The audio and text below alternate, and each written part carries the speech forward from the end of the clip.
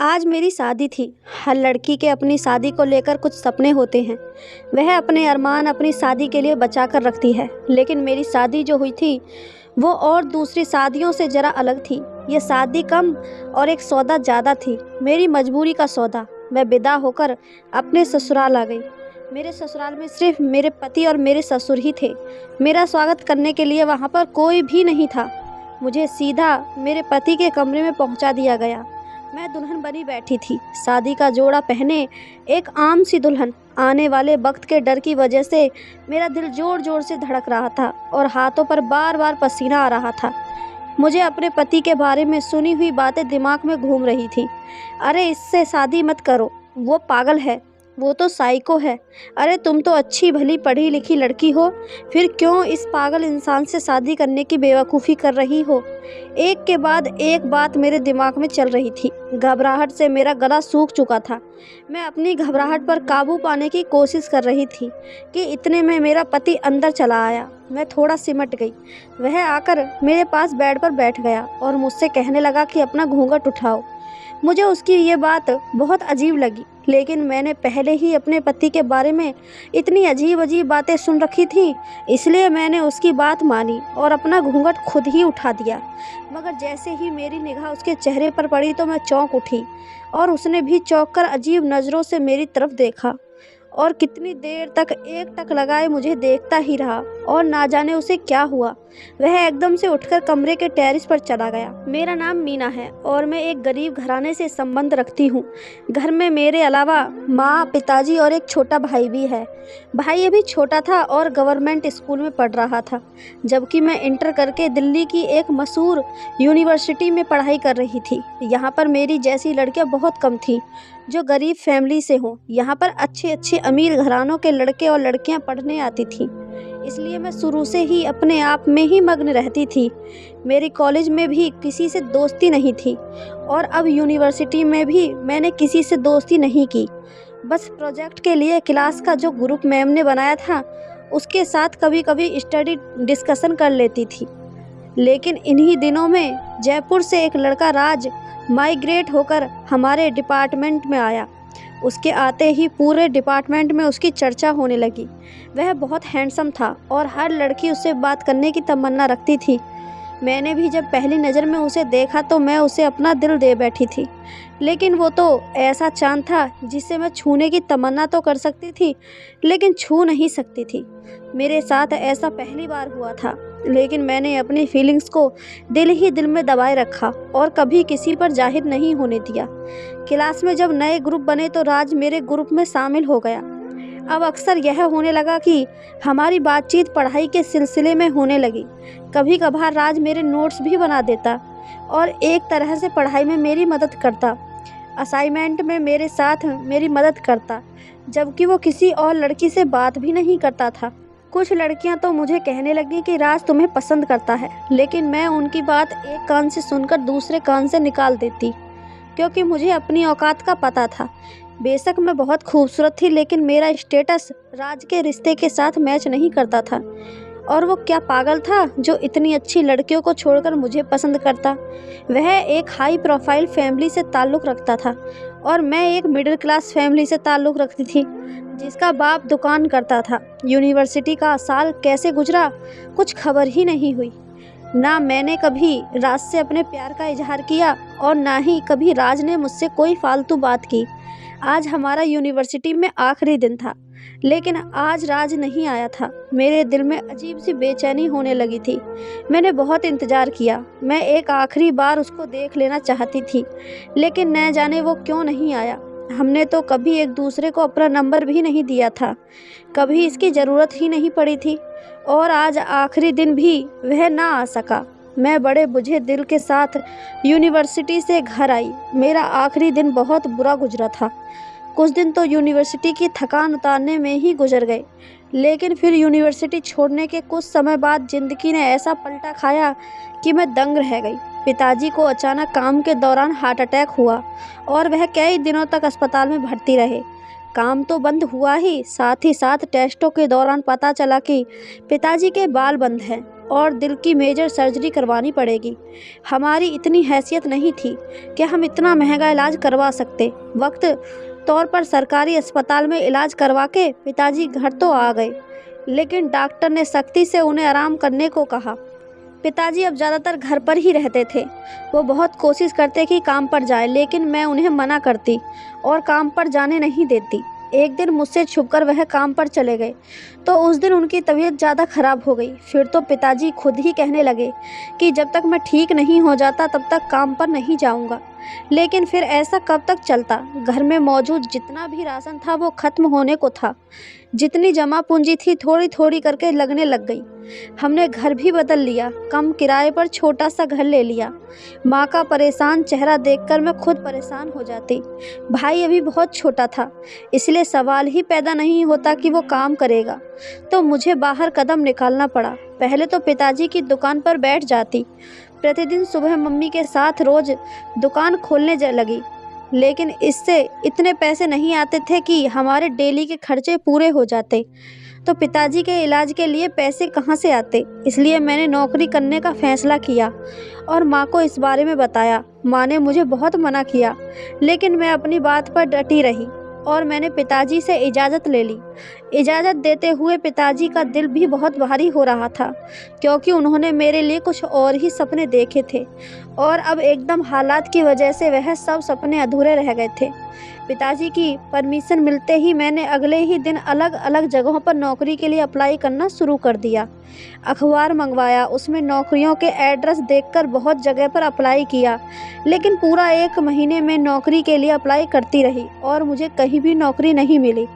Interview call आती, मैं interview देने भी जाती, लेकिन ऐसा लगता था जैसे वहाँ पर पहले ही नौकरी के लिए सिलेक्शन हो गया हो और ये इंटरव्यू बस एक फॉर्मेलिटी हो। लेकिन फिर इन्हीं दिनों में एक जगह पर मेरी नौकरी लग गई। सैलरी बहुत ज़्यादा नहीं थी, लेकिन अच्छी थी। मैं खुशी से खिलखिला उठी और फ़ौरन ज्वाइन कर लिया। अभी मुझे ज्वाइन किए हुए कुछ ही दिन हुए थे कि एक दिन बॉस ने मुझे अपने कमरे में बुलाया और कहने लगे, मिस मीना, आपकी जितनी काबिलियत है और आप जितना अच्छा काम करती हैं, इसके हिसाब से आपकी सैलरी और पोस्ट कुछ कम नहीं है। बॉस ने मुझसे ये सवाल किया तो मैं थोड़ा घबरा गई कि हाँ बोलूँ या ना, लेकिन फिर हिम्मत जमा करते हुए मैंने हाँ कह दिया। और फिर बॉस कुछ देर मुझे गहरी नज़रों से देखते रहे। मुझे उलझन होने लगी, लेकिन फिर वह कहने लगे, आपकी सैलरी और पोस्ट बढ़ सकती है, लेकिन अगर आप मुझे खुश करें तो। उसने ये कहा तो मैं उलझन भरी नज़रों से उनकी तरफ देखने लगी और पूछा, कैसे? तो वह बड़ी कमीनी सी हंसी हंसते हुए कहने लगे, मिस मीना, आप समझदार हैं, समझ सकती हैं। इसके लिए आपको बस मुझे खुश करना होगा। बॉस की बात सुनकर मेरे तन बदन में आग लग गई। मैं एकदम से गुस्से से खड़ी हो गई और कहने लगी कि तुम जैसे कमीनों की वजह से ही लड़कियां घरों से निकलने में डरती हैं। मैं थूकती हूँ तुम पर और तुम्हारे काम पर। मैं गुस्से से ये कहते हुए ऑफिस से बाहर आ गई। पीछे से वह कमीना मुझे आवाज़ देता रह गया। मेरी आंखों से आंसू बह रहे थे। मैं अपने आप को इतना लाचार और बेबस महसूस कर रही थी। ये दुनिया मजबूर और लाचार लोगों की नहीं थी। मैं कितनी देर यही सोचती हुई सड़क किनारे चलती रही, लेकिन आखिर कब तक? घर तो जाना ही था ना। घर पहुंचकर माँ ने मेरा परेशान चेहरा देखा तो पूछने लगी, क्या हुआ है मीना, तुम इतनी परेशान क्यों हो? माँ की पूछने की देर थी कि मैं फूट फूट कर रोने लगी और माँ को सारी बात बता दी। माँ ने मुझे अपने सीने से लगा लिया और हौसला दिया। वो कहने लगी, बेटा, अब तुम घर से बाहर निकली हो तो तुम्हें इस तरह के बहुत से भेड़ियों से लड़ना होगा। ऐसे बहुत से दरिंदे तुम्हारे रास्ते में आएंगे, लेकिन तुम्हें अपनी समझ से काम लेना होगा। माँ ने इसके बाद मुझे बहुत समझाया, पर मैं काफ़ी हद तक परेशान हो गई थी। अगले दिन मैं हिम्मत और हौसले से नई जॉब देखने लगी और फिर जल्दी ही मेरी किस्मत से मुझे इंटरप्राइजेस में नौकरी मिल गई। ये नौकरी पहले वाली नौकरी से बहुत अच्छी थी। सैलरी ज़्यादा थी और पिंग एंट्री की सुविधा भी थी। मुझे काफ़ी आसानी हो गई थी। यहाँ पर काम करते हुए मुझे 3 महीने हो गए थे। यहाँ का माहौल बहुत ही अच्छा था। मैंने आज तक सिर्फ अपनी कंपनी के हेड को ही देखा था। हालांकि ऑफिस में बॉस के बेटे की बहुत बातें होती थी। कोई उसे पागल कहता था तो कोई दीवाना कहता था, कोई साइको कहता था, लेकिन मैंने कभी आज तक उसे नहीं देखा था। शायद वो ऑफिस आता ही नहीं था। मैं भी अपने काम से काम रखती थी। लेकिन फिर इन्हीं दिनों बॉस ने वर्कर्स की एक अर्जेंट मीटिंग बुलवाई और उसकी तरफ से एक अजीब ऐलान सुनने में आया। बॉस ने कहा था कि जो भी लड़की मेरे बेटे के साथ शादी करेगी और उसके साथ पूरे 24 घंटे गुजारेगी तो मैं उसे बहुत बड़ी रकम इनाम के तौर पर दूंगा। मुझे बॉस की ये बात अच्छी नहीं लगी। ना जाने उसके बेटे में क्या मसला था कि बॉस ने इस तरह का ऐलान किया था। लेकिन फिर बराबर यही बात सुनने को मिलती रही। ऑफिस की कोई भी लड़की बॉस के बेटे के साथ शादी के लिए तैयार नहीं थी। लेकिन ये बात सुनकर मेरे दिल में बार बार यही ख्याल आ रहा था, अगर इतने ज़्यादा पैसे मिलेंगे तो मैं ही बॉस के बेटे से शादी कर लेती हूँ। इन पैसों से मैं अपने पिताजी का इलाज करवा सकती हूँ। एक बार पिताजी ठीक हो जाएं तो हमारे सारे मसले हल हो सकते हैं। और फिर कौन सा ये सच की शादी होगी, सिर्फ एक दिन की बात है। लेकिन दिमाग इस बात को झटक देता। दिल और दिमाग की जंग जारी थी और फिर दिल जीत गया। मैंने इस आग में कूदने का फैसला करते हुए बॉस को हाँ कह दी। वह मेरी बात सुनकर बहुत खुश हुए और उसी वक्त रविवार का दिन शादी के लिए तय कर दिया गया। मैंने घर आकर माँ से बात की तो माँ तो सुनकर शौक में चली गई। वो मुझसे नाराज़ हो गई। पिताजी का रवैया माँ से अलग नहीं था। दोनों ने मुझे इस काम को करने से मना किया, लेकिन मैं ये तय कर चुकी थी। और सबसे बड़ी बात, मुझे उन पैसों का लालच था जिनसे मैं पिताजी का इलाज करवा सकती थी। इसके अलावा मुझे और कोई परेशानी भी तो नहीं नज़र आ रही थी।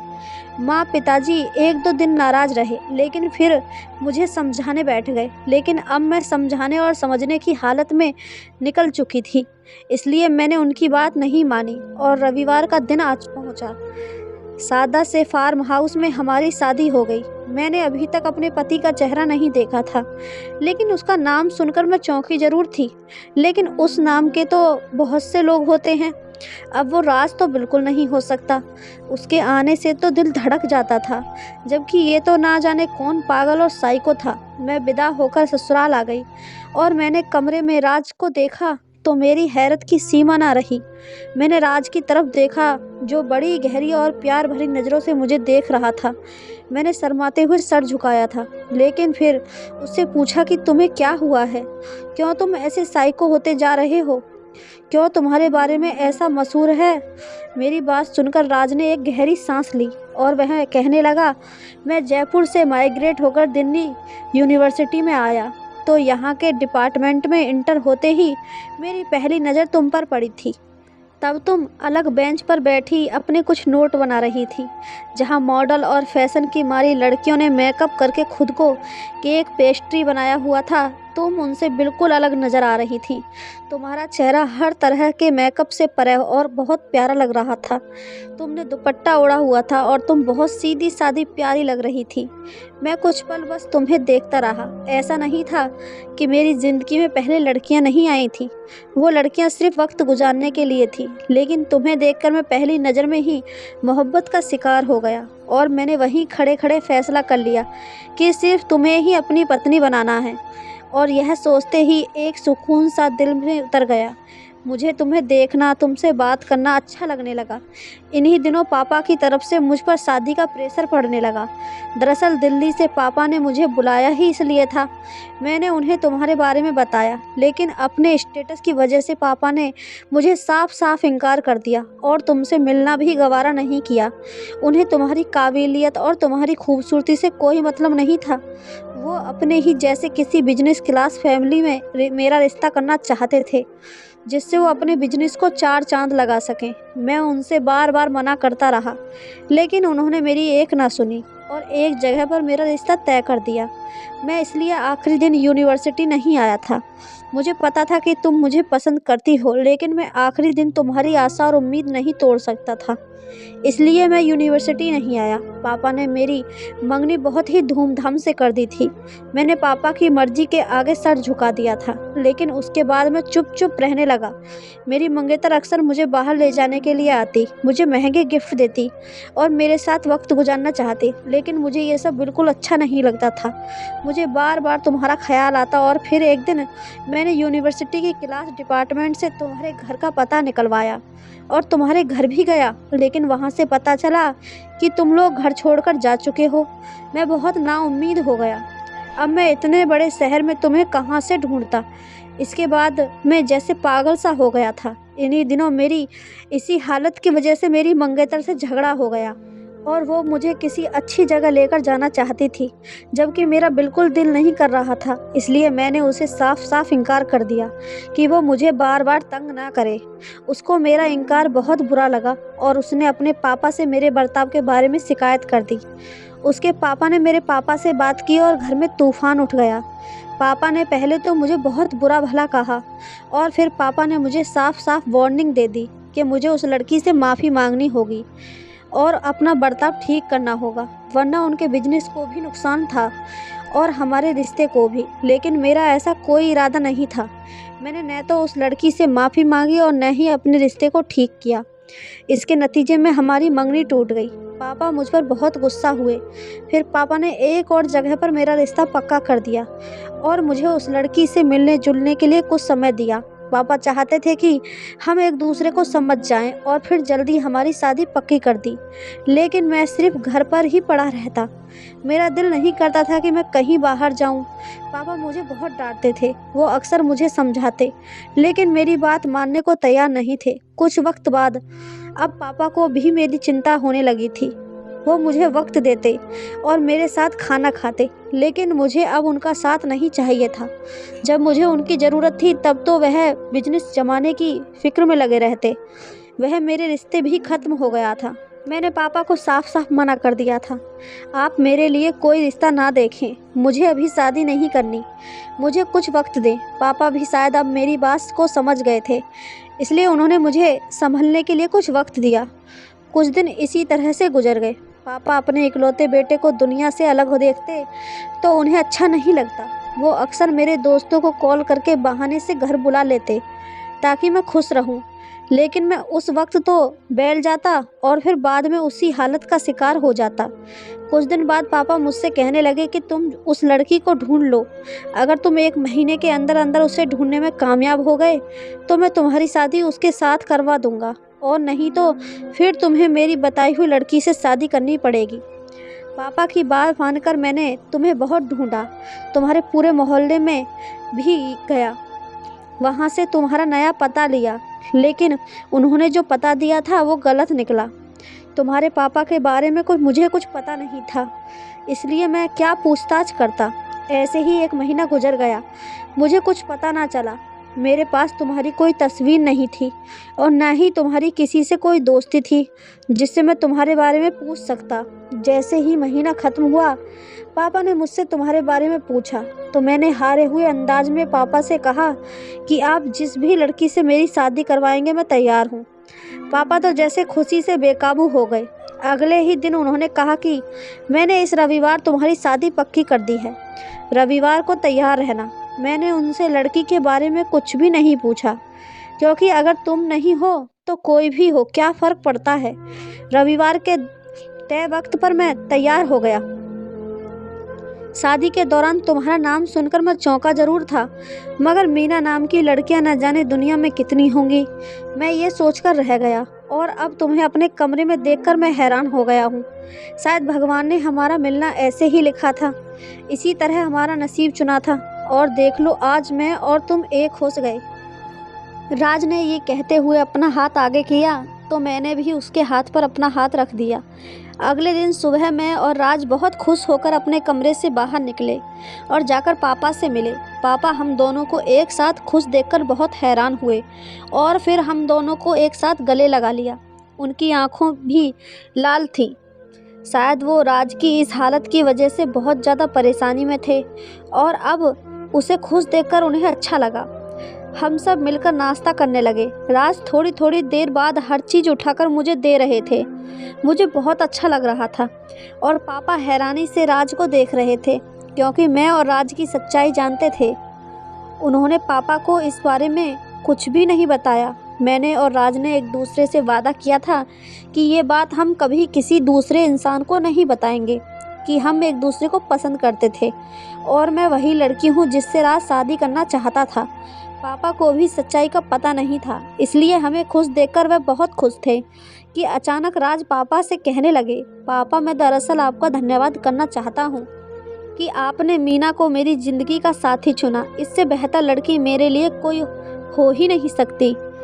वो ये कहते हुए उठकर पापा के गले लग गए।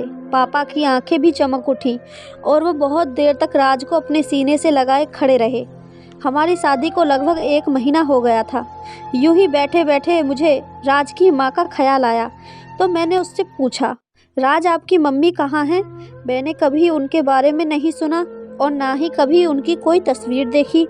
यहाँ तक कि मुझे पूरे घर में उनकी एक तस्वीर भी नज़र नहीं आई, जबकि आपके बचपन की तस्वीरें और पापा के अलग अलग शहरों की सैर की तस्वीरें घर में जगह जगह लगी हुई हैं। मेरी बात सुनकर राज फीकी सी हंसी हंस दिए और कहने लगे, चलो मैं तुम्हें ये सच भी बता देता हूँ। मेरी मम्मी पापा की शादी दरअसल एक शादी नहीं थी, बल्कि वो दोनों परिवारों का कारोबार बढ़ाने जिसे इन दोनों ने मंजूर किया और एक दूसरे को अपना लिया। मम्मी अपनी सोशल लाइफ में ज़्यादातर बिजी रहती और क्लब जाती और पार्टी करती रहती, और पापा हर वक्त अपने बिजनेस को 2 से 4 करने में लगे रहते। दोनों का रिश्ता तो था, लेकिन दोनों एक दूसरे के साथ नहीं थे। इन दोनों के रिश्ते में प्यार नहीं था। इसी दौरान न चाहते हुए भी मैं पैदा हो गया था। हालांकि मम्मी को बच्चा नहीं चाहिए था, वो अभी अपने पैरों में किसी तरह की बेड़ियां नहीं डालना चाहती थी, लेकिन शायद भगवान को कुछ और ही मंजूर था और मैं इस दुनिया में चला आया।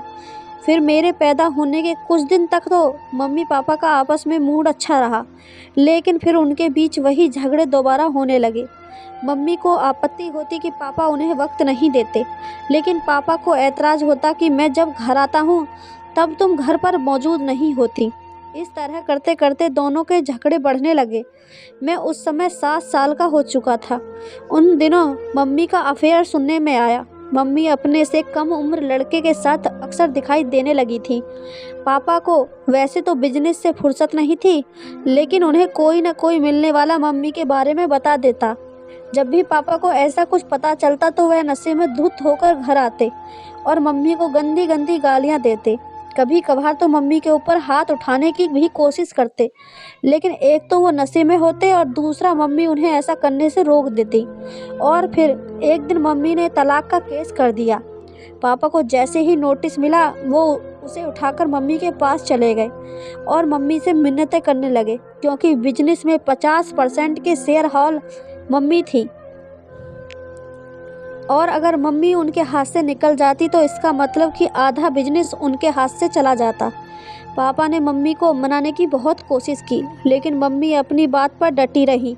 उनके ऊपर नए नए इश्क का भूत सवार था। पापा से तलाक लेकर वह दूसरी शादी करना चाहती थी। मम्मी को पता था कि पापा उन्हें आसानी से तलाक नहीं देंगे, इसलिए उन्होंने अदालत में केस कर दिया था। पापा ने भी अपनी तरफ से बहुत तगड़ा वकील किया, लेकिन मम्मी का वकील जीत गया और अदालत की तरफ से मम्मी को तलाक मिल गया। साथ ही साथ पापा को मम्मी के 50% शेयर वापस करने पड़े। तो पापा को बहुत बड़ा झटका लगा था और वक्त लगा उनको ये बिजनेस दोबारा अपने पैरों पर खड़ा करने में। पापा को मम्मी से बहुत मोहब्बत थी और फिर क्या था, पापा ने दोबारा शादी नहीं की। पापा ने सारे घर से मम्मी की एक एक चीज़ फेंक दी थी, यहाँ तक कि मम्मी की तस्वीरें भी नहीं रहने दी। मेरे ऊपर इन झगड़ों का बहुत असर हुआ था। मम्मी की बेवफाई और रोज़ रोज़ के झगड़े मेरा औरत पर से भरोसा ख़त्म करते गए। मैं इस तरह की ज़िंदगी अपने लिए नहीं चाहता था और न ही अपनी ज़िंदगी में ऐसी औरत चाहता था जिसे न घर का ख्याल हो न अपने पति का और न ही बच्चे का, जिसे ये तो पता हो कि शाम को तैयार होकर उसे क्लब जाना है, लेकिन ये पता न हो कि शाम को उसका बेटा और पति क्या खाएगा, जिसे गैर मर्दों से अपनी तारीफ सुनकर अच्छा लगता हो। मुझे ऐसी औरत नहीं चाहिए। मैं चाह रहा था कि मुझे ऐसी औरत मिले जो मेरी अटेंशन और प्यार की भूखी हो, जो मुझसे मोहब्बत करे, जो मेरे घर को घर बनाकर रखे और जब अपने घर वापस आओ तो मुस्कुराते हुए मुझे दरवाजे पर वेलकम करती मिले। इसलिए जब मैंने तुम्हें देखा तो मुझे लगा कि तुम ही वो औरत हो जो मेरी ज़िंदगी में खुशियाँ ला सकती हो। हालांकि मैंने अपनी सोसाइटी में से बहुत सी लड़कियां देखी, वो मुझे अच्छी भी लगी, लेकिन वह सब भी मम्मी की तरह ही थी। मम्मी की ही तरह उनके ख्यालात थे, उनकी ज़िंदगी भी मम्मी की ज़िंदगी जैसी थी। मैं धीरे धीरे इन सब से अलग होता गया और फिर बिल्कुल ही पीछे हट गया। और जब मैं माइग्रेट होकर आया तो मुझे लगा कि मेरी तलाश खत्म हो गई है। राज ने ये कहते हुए मुझे प्यार से मेरे कंधों पर हाथ रखा। मैंने उसे सीने से लगा लिया, क्योंकि मुझे मालूम था कि राज की मोहब्बत और साथ हमेशा मेरे लिए है और आगे की ज़िंदगी में खुशियाँ ही खुशियाँ हैं। राज ने मेरे पापा का भी ऑपरेशन करा दिया और मेरे पापा को एक बहुत अच्छा कारोबार सेट करके दिया। अब मैं और राज अपनी ज़िंदगी में बहुत खुश हैं। आपको ये कहानी कैसी लगी हमें कमेंट करके ज़रूर बताएं। कहानी अच्छी लगी हो तो चैनल को सब्सक्राइब, वीडियो को एक लाइक ज़रूर करें। धन्यवाद दोस्तों।